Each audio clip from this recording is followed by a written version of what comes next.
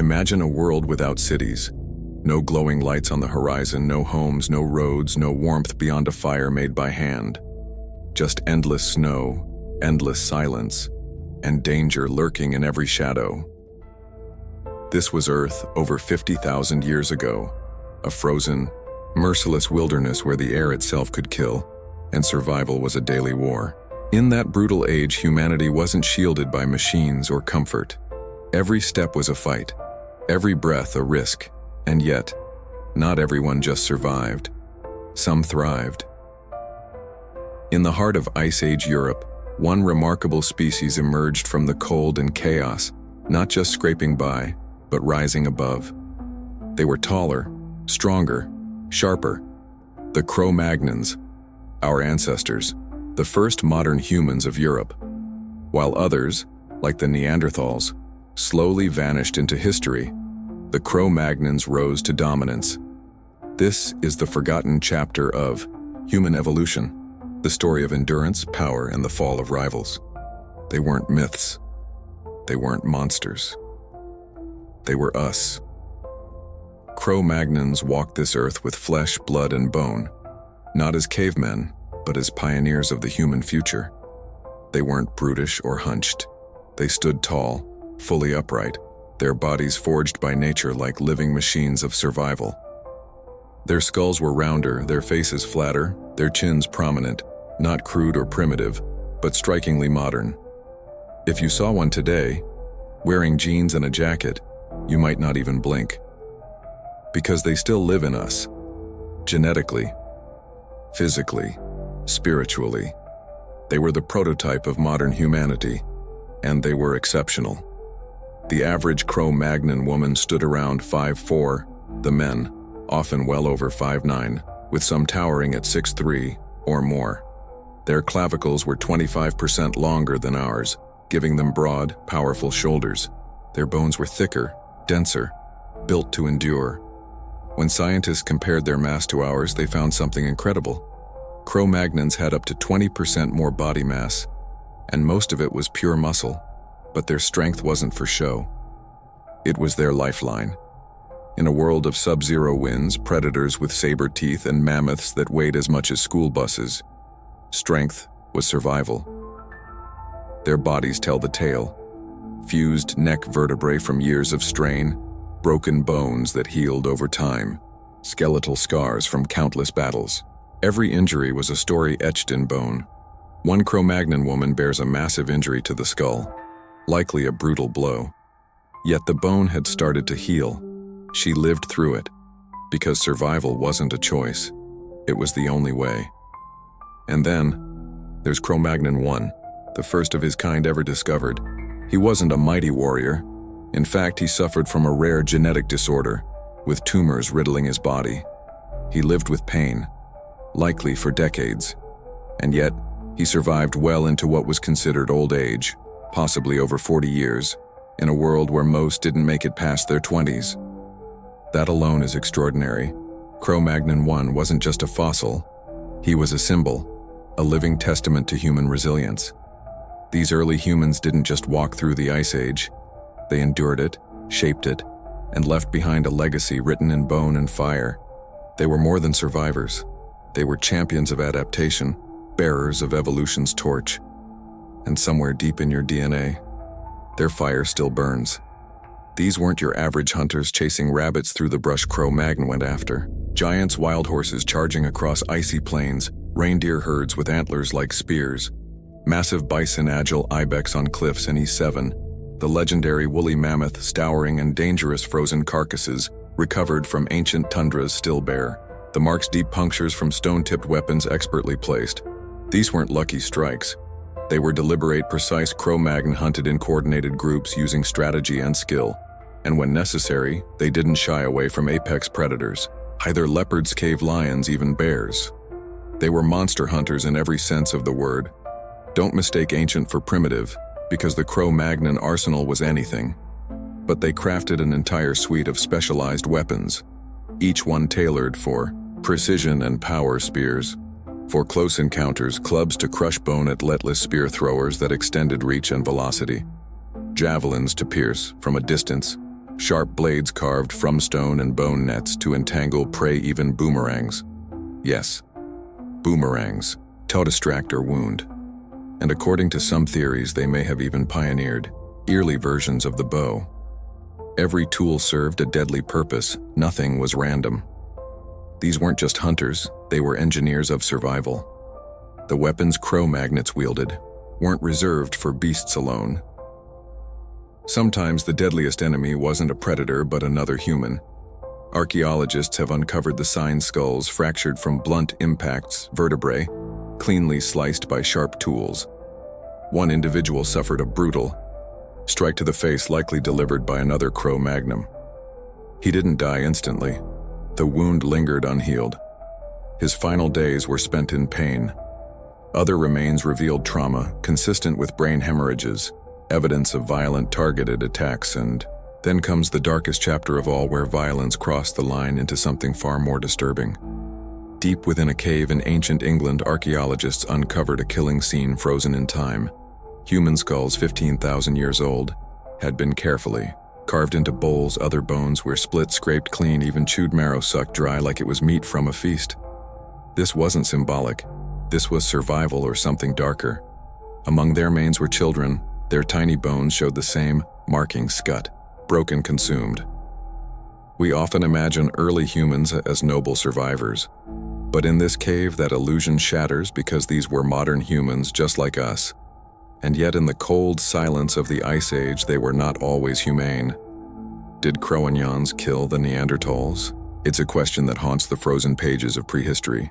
One Neanderthal skeleton was found with a stone point wound driven into its ribs, a weapon type Neanderthals didn't use, but Cro-Magnon did.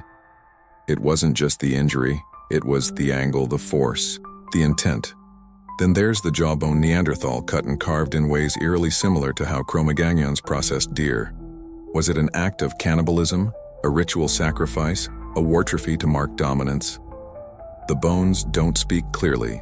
They whisper enough to raise suspicion, but never loud enough to give us the truth. Despite the conflict, not all encounters ended in bloodshed. Sometimes they ended in something far more complex: interbreeding. Cro-Magnons and Neanderthals didn't just fight, they also merged. One astonishing example is Oasis 1, a 4,000-year-old Cro-Magnon discovered in Romania.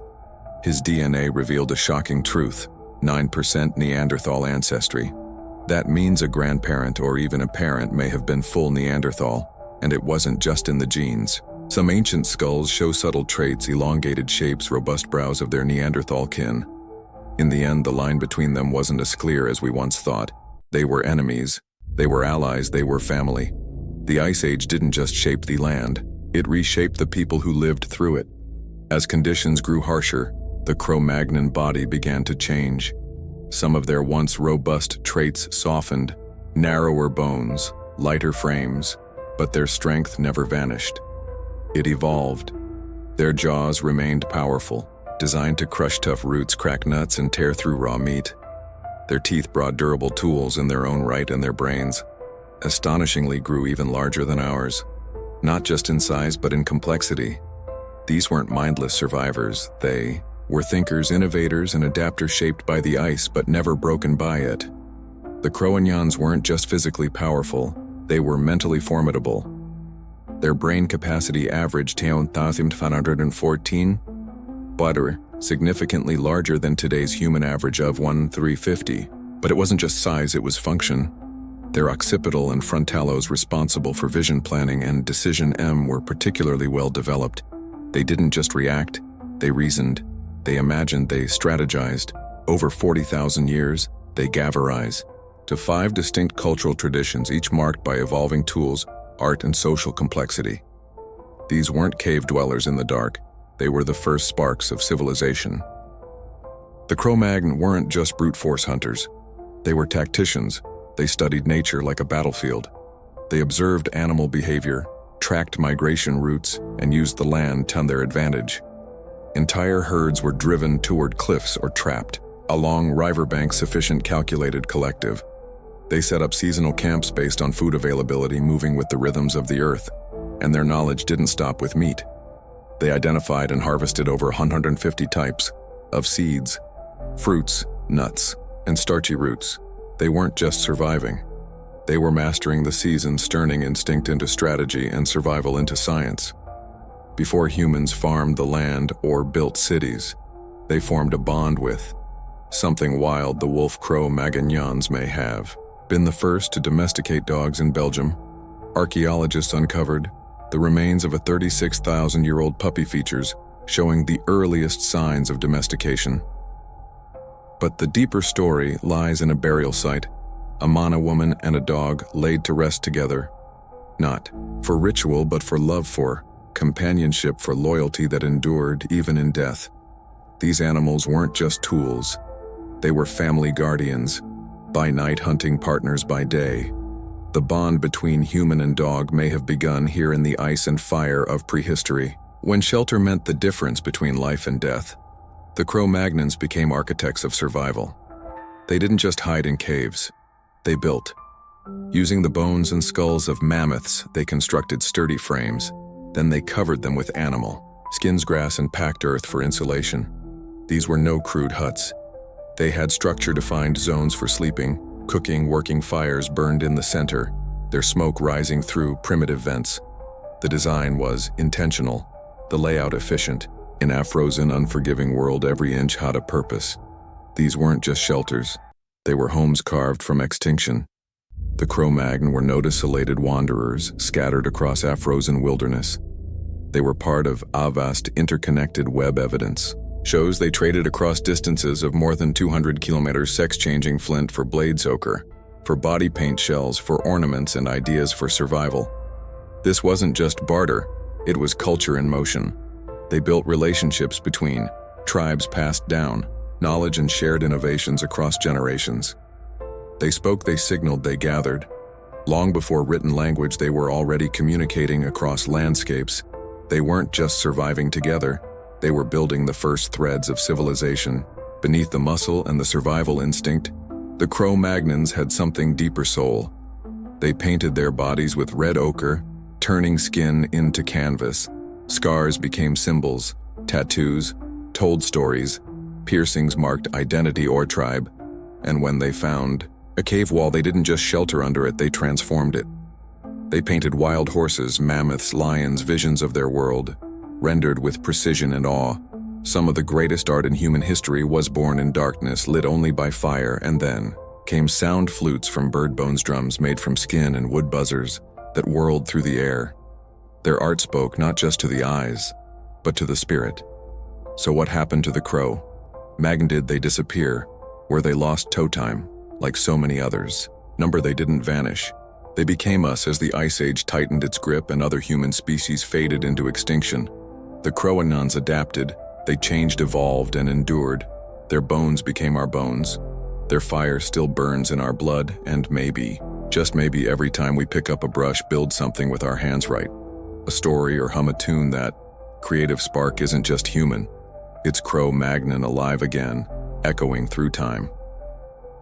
If this story shook you, if you never realized just how closely you're connected to these ancient giants, then don't stop here. Like the video to support the journey. Subscribe to Prehistoric Shadows for more untold truths from our distant past. Drop a comment below.